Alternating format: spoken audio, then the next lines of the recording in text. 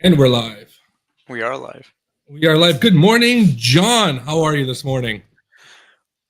I've had a morning already, so The I'll polar say I'm all right, vortex. but it's a lie. It's a lie. The polar vortex in Ottawa has destroyed all commuting. Oh, it is, man. It's insane, actually. It's funny though, when you think about even like the type of work we do, logistics, like transportation, delivery, all of these things.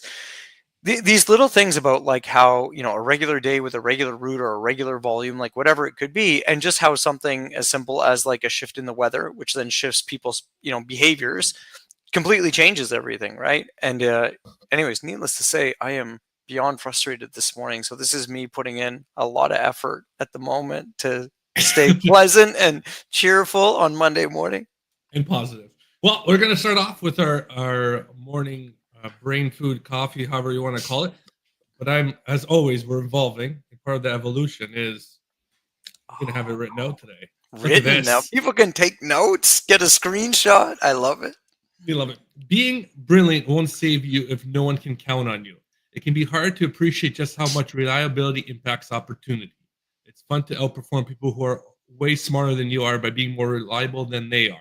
Reliability isn't just a virtue, it's a competitive advantage that compounds over time. See, this one is very good. Because you can read it. Well, you can read it, but it's true. Actually, it's funny, oddly enough, just because of the fact that like I was kind of like randomly watching some stuff on YouTube yesterday, and um stumbled into like David Goggins stuff. Like, you know who this guy is? David Yes, like Goggins. you know, Yeah. 263 miles in 36 hours or whatever. Yeah, His like just record is. basically like the Marine author, whatever, like crazy stuff. But like, the point is that I think that probably goes a lot in what he's saying. Like he's like, he says straight up, like he's like, I'm not a smart person overly. Nothing, comes super easy to me. Every morning when I get up to run, I hate it. Can't stand it. Like, can't doing it or whatever. But like that reliability and consistency, and the fact that I think it brings up another thing too. I think I don't know, probably 6 months ago, I had mentioned to you I was listening to this podcast, and they were talking about this concept of trust.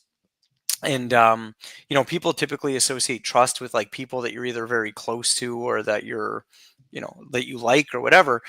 And the premise was that you can trust, like trust, and the importance of trust and the value that it creates is just really when you can trust how someone is going to behave, whether you necessarily agree with them or not.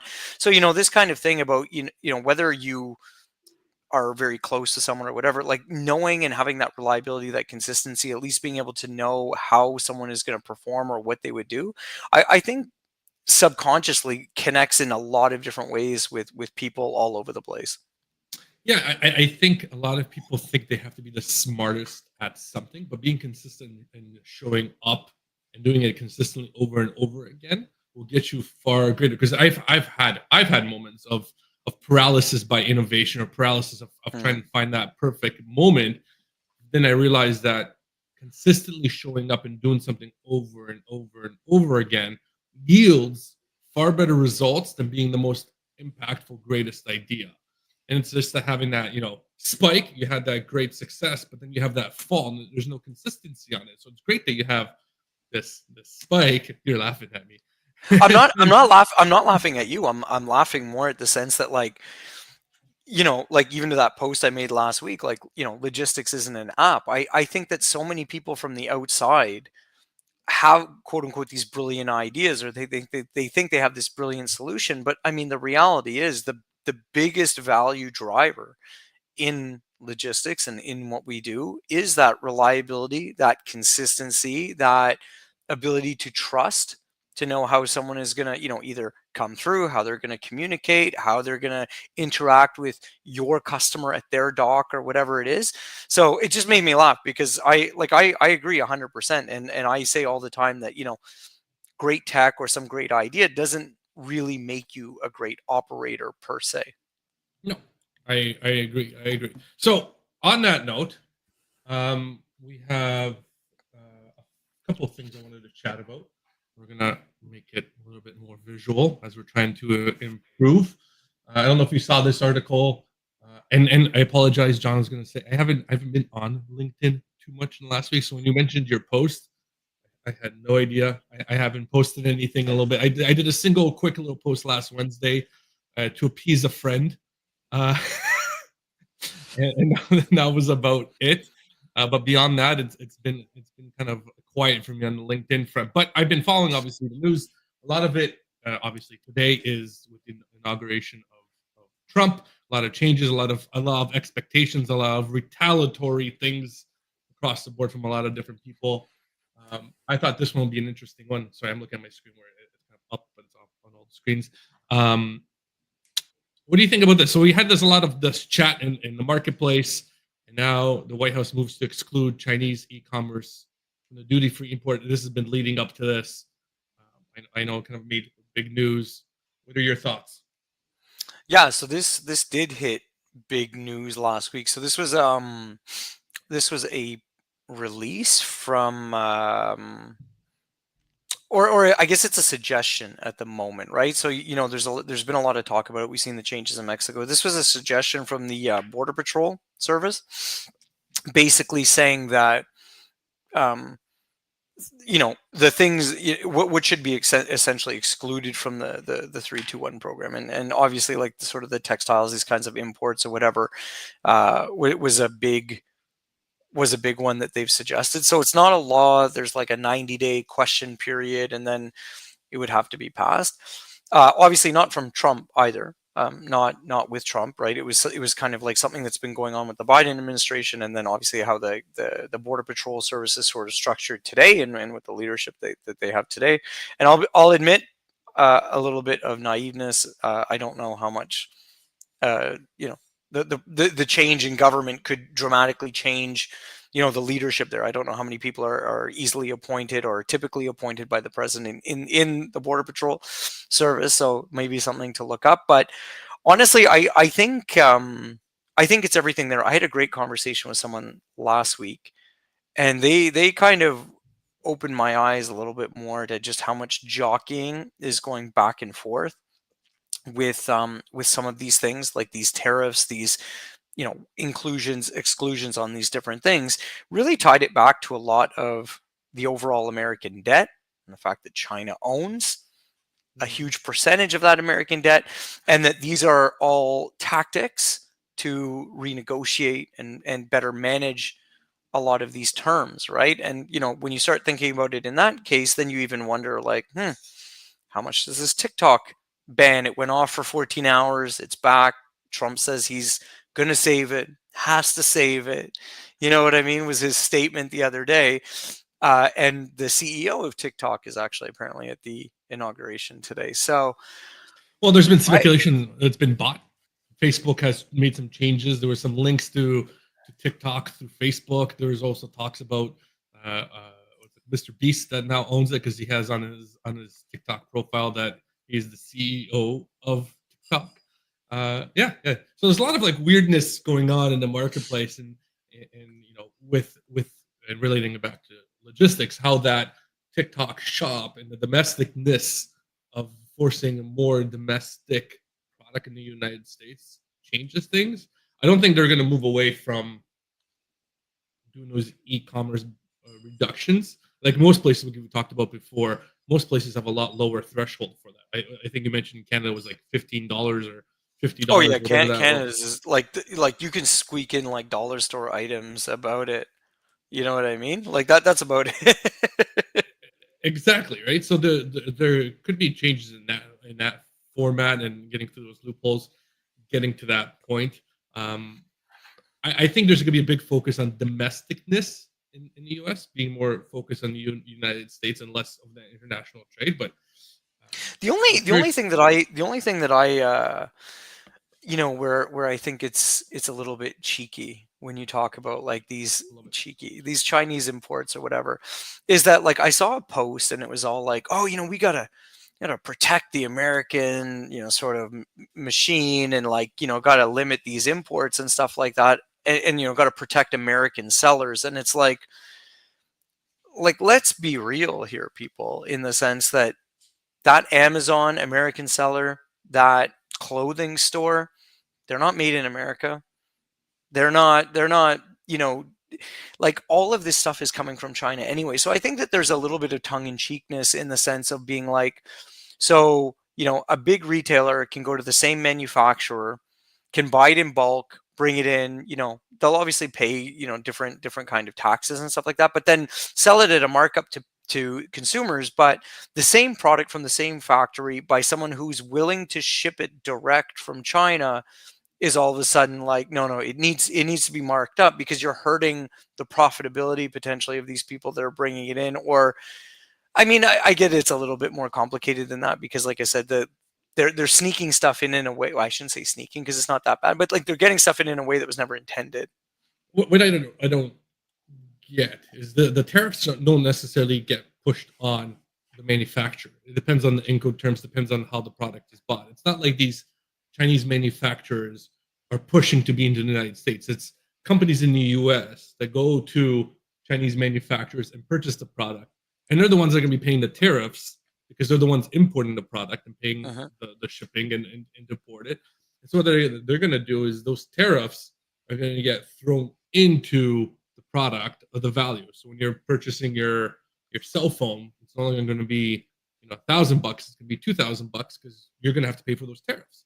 I don't see the manufacturing lowering their margin on it. They're going to blame the tariffs. They're going to blame some other source outside of their control, but it's going to be passed on to the consumer. Well, yeah, and I think it really depends on like how the tariff is going to be applied. I mean, like let's be real. Like the majority of what comes in from Temu, I guess now they push it up because my brother mentions this to me all the time. You got to spend at least like $35 or whatever to get free shipping, apparently. Um, but okay, so let's say it's like a $40 average order, and Shein had typically been about three times. Like when Temu was around $25 an average order, Shein was around 75. So if we say that like let's assume that Temu is now like 40. So let's say that the average Shein order is like 100. I mean, at $100, you know, if let's say you applied a pure tariff to it, now that same product becomes about 125, and let's say that Shein order becomes now 52 or whatever. It's like the problem, like yes, it's going to go up, so people will buy a little bit less, but I still think that they're going to have fundamentally the same problem, is because the proportion of difference, like in terms of like cost versus quantity and then relative quality, is still way out of proportion. Like if I can spend $125 on Shein and still get 12 items, let's say, versus going to the mall and getting three, you're still going to have the problem. Like it's Well, not dramatically going to shift much. and this kind of leads me to my next kind of topic. And I thought it was kind of interesting. I'll bring it up to the stage again. And I found this very interesting because one thing that I find Canadians and Americans are lagging behind in the world is the automation innovation. A lot of it's still depending on cheap labor. And everybody goes, "Oh, China has cheap." China hasn't had cheap labor in a very long time. They focus a lot on automation and automation production to be far more efficient. And Canadians are very much less efficient than Americans, but American efficiency is down as well. And I found this very interesting because it kind of leads me into my next piece, which I want to talk about here. Or are these like the container, the pallet movers? Yeah, so like this is so Ford being one of the bigger, used to be the biggest name in automation for an automotive for the longest time. They didn't take a buyout 20 years ago, 15 years ago in 2009, while the other big three automotives did. But I find that I haven't heard much about them being innovative in their material handling on the supply chain like they used to be. Automotive used to be the space was very innovative. They had a lot of automation and Yeah. whatnot. Yeah, because they have, yeah, and I mean just so people understand, like I mean a lot of the way that this like American car manufacturing complex is set up is that they had a lot of different partners, they had a lot of small vendors, that would make specific parts, there'd be lots of inbound, lots of different ways that they'd bring stuff in. So that's typically why they would have had a lot of structure, because there's tons of movement all the time of all of these components. Yeah, and to this point, a lot of these big manufacturers, even like VW, the German efficiency, have all been down on the automotive front. Automotive in itself in the supply chain innovative section has been laggard, I think, in the last 10 years. And they're struggling far behind it. I think this is an area of improvement. If they can really focus on their supply chains, they can really come back into the fold, instead of just having everything offshore, because they were the big ones to offshore everything. Now they're the ones that are getting most impacted by, I think, by these new rules that are coming into place, because they're not getting a lot of those same tax breaks that they were before. The whiplash coming back to have it more near short or obviously domestic. And they're struggling to get more innovative on that. While you have someone like Tesla, which is the largest automotive brand but doesn't nearly produce as many vehicles, does do a lot more in the North American sense, and they are far more innovative on their supply chain.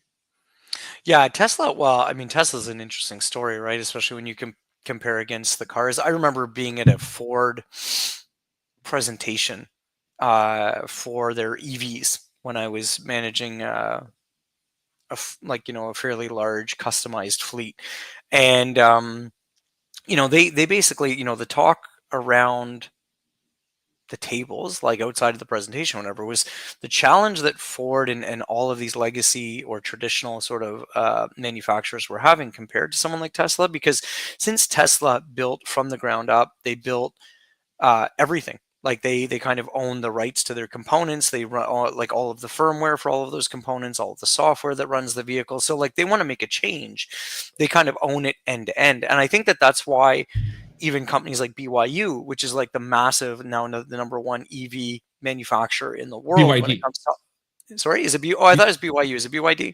I think it's BYD. Oh, I thought it was BYU. Anyways, okay, BYU or D, but we'll go with Matt. Matt's probably more into it than I am.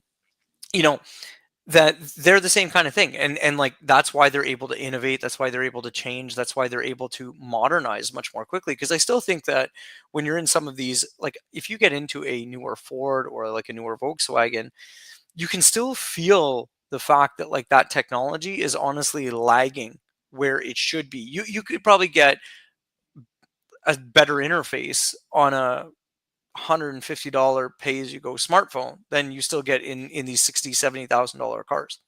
Yeah, and I had a few friends that worked in these at Ford and GM as consultants, and it's a lot of it because they want to be proprietary now. They come into the game late and they're like, "Oh, we're going to follow what Tesla did. Mm-hmm. We want to have it proprietary." But the problem is the ecosystem is not there for them to be proprietary, Exactly. right? And it's like Apple. Everybody's like, "Oh, I want to be like Apple. I want to be the same supply chain like Apple," but you can't, because they already created an ecosystem for them to function in. And so that we've talked about this before. It's about not creating and not following suit with someone else, but having that specific niche and being able to focus on it. And I think we've talked about it many times.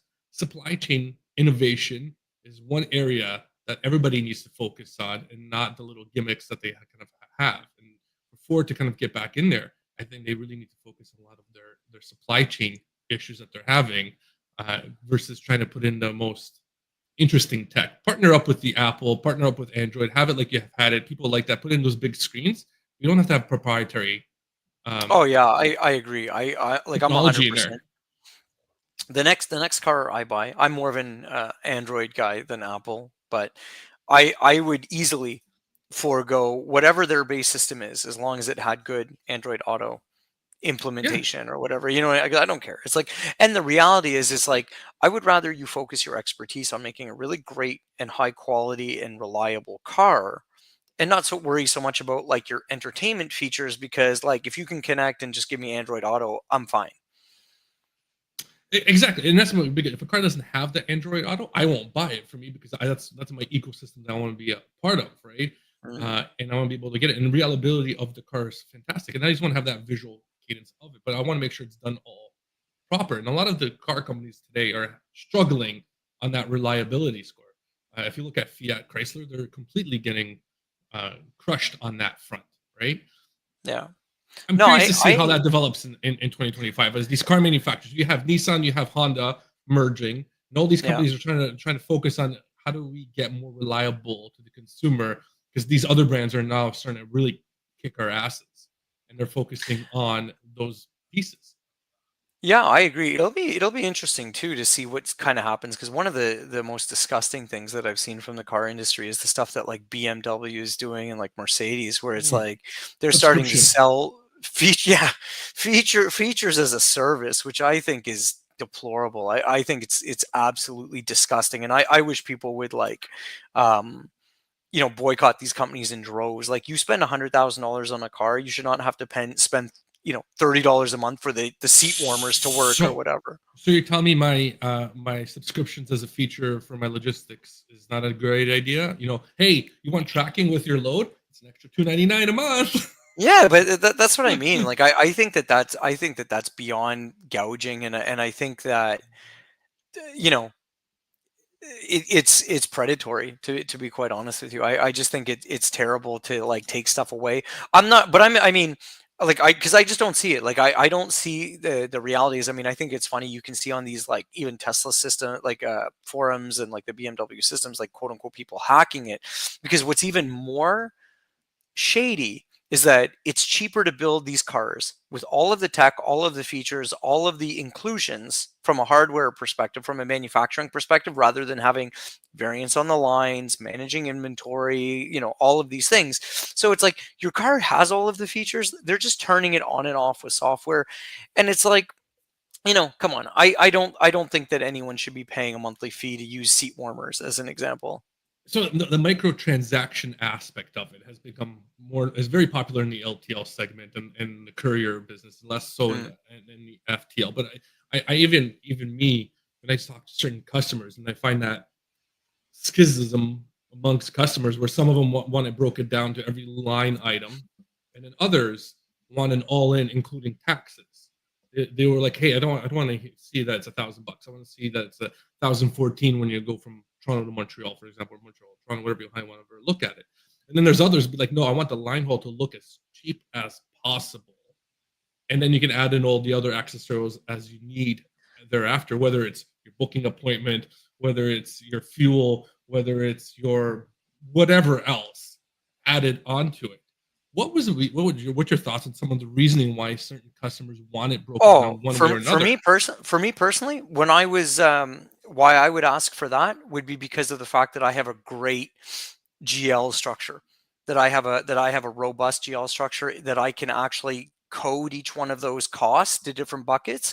So when I'm then doing my budgeting and when I'm doing my analysis on my budget, and keep in mind, like when I was doing it, my budget was $100 million, it was $50 million at different points. Like, you know what I mean? Like, it's big amounts of money. So the better that you could bucket stuff, like I used to go from, it would be, it would be like the division to then like, the type of activity to then the province to a site to then like the code to a project code, like all of these different things. But that means that I could track very quickly over time my baseline costs, my accessorial costs, and whatever. So I could actually quickly come back to you and say, hey Matt, over the last like 8 months, like my accessorial costs have gone up by 30%. What's going on?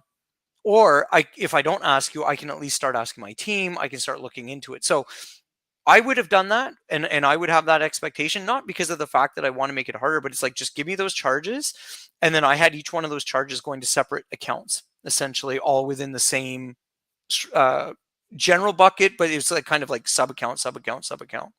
So that's So why I would do it. so you're saying it's very highly recommended from a specific GL point of view, so you can understand the granularism of the data that you're getting into, and able to dissect where your costs are increasing or decreasing A hundred over percent. time. I'm actually, so a couple of warehouses I'm working with right now. This is like one of the biggest things that I'm like, if you actually want to be more profitable, and if you want to do less work to be more profitable, you need to have a better GL account structure. Like, you need to have a better structure for your costs. It's upfront work for sure. It's a little bit of a pain in the ass, but honestly, overall, you're going to be better off like 6 months from now. You'll have such a clearer picture, and you'll have such a clear snapshot ability of how good your costs are, that it's beyond worth it to put it in. And like, the other really great thing about it is that from a data level and a data processing level, it starts to become fairly simple too, right? Like, I could take 100,000, 200,000 transactions.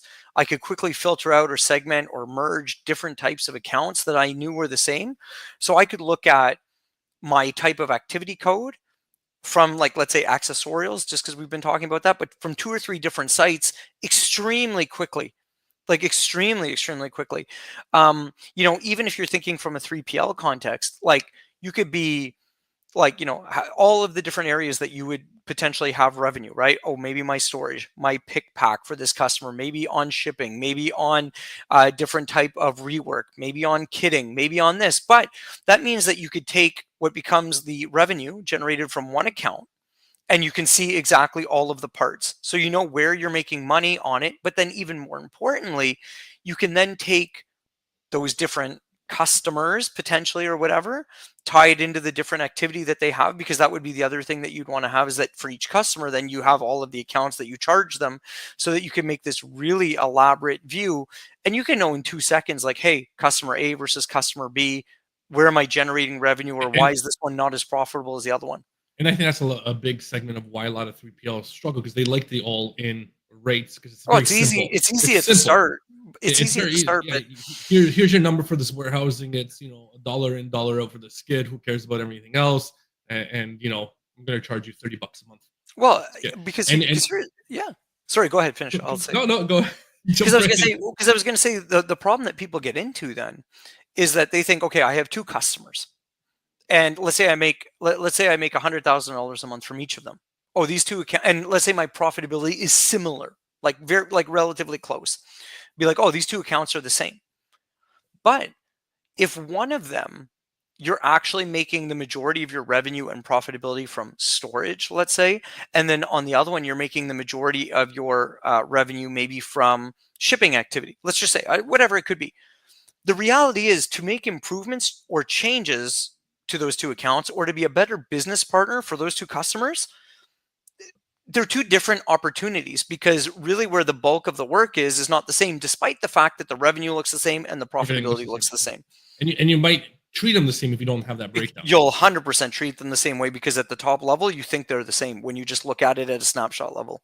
Exactly, John. Great as always. No, but it's on it. It is true. I'm not joking. I, I think, and this happens again in the trucking, the warehousing, the final mile, the procurement. Everybody likes to lump it in because it's easy math, Mhm. and they don't want to break it down to the more granular level, and then dissect it and do a 180 down the road, or a 360 even further down the road, because they're like, oh, like we're making money on this account, we're not making money on that account, and a lot of it, in terms of, for like a lot of, I think, different trucking companies, they'll charge the same amount, but they'll make money on one truck and not the other, and they don't know why. They're like, why? I'm charging the exact same amount. Why am I losing money on this truck and not that truck? oh, like And they don't, and they exactly. don't, and they don't know, because this one guy sits at a truck stop and he runs his APU, runs his fuel all the time, and the other guy doesn't, and Yeah, he uses fuel, and they're like, why we're not making money on this? Because they're yeah, not to that granular level of understanding and changing behaviors. exactly. And it works everywhere. Like even in like the space that you're in, right? Like you could start breaking out your costs just for yourself. It wouldn't necessarily change anything, but you could start breaking out your costs by region. Like you could have region codes as part of a GL structure, for example, so that you could start to understand your activity, or you could have it by lane. But I mean, that becomes a little challenging unless you're ultra focused, because there could be a lot of lanes. You could have it by carrier class. Like you could start creating sub accounts for like what you could call a carrier class, maybe how much volume you push with certain carriers, or how big they are natively or naturally, based on their FMCSA or whatever it is. That like you know what I mean? Like you can have all of these different ways that you can codify your money, and then you'll really understand what's going on. Like when I would run that, I could run the entire national operations, and I would have all of the managers doing their budgeting every month, like explanations. And like it would be ridiculous, is because of the structure was there. I could go back to them and be like, why do we spend $1,500 there? Like 1,500, and knowing that like that was like not the right amount, that, or it stood out just because of the bucketing, because it's like there should be nothing that That's not almost falls in there. Like nothing should have fallen in there, or why is that going up? Like that's supposed to be either like a flat line charge, or it's supposed to be a static type charge, or whatever. Like it just gives you so much opportunity.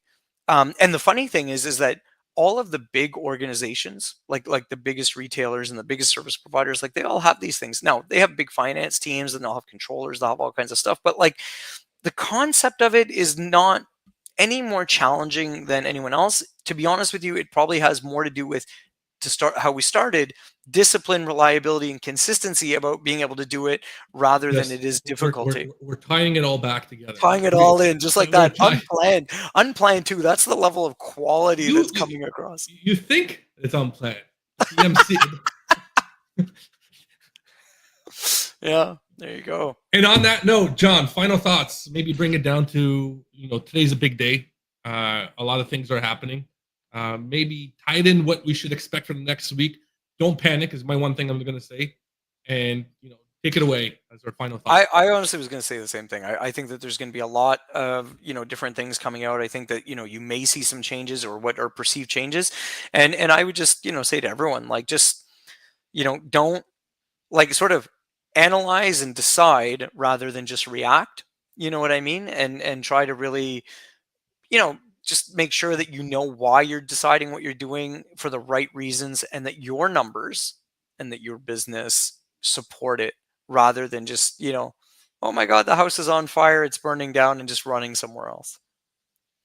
And on that note, everybody, thanks for joining us again. As always, follow the, wherever it is. Here, there, John's got it. Follow us on the YouTube. I'm a little bit behind. I gotta split up a whole bunch of them. I gotta start doing a few more posts. yeah, we got to fix the playlists. They're a little bit out of order, but I was checking it. I'll get into it too later. Yeah, so we got a little housekeeping, or a slow little bit January, but still join us next week, next Monday. We plan on being here. We have fun with this. So thanks again for everybody for joining, and we'll see you next week.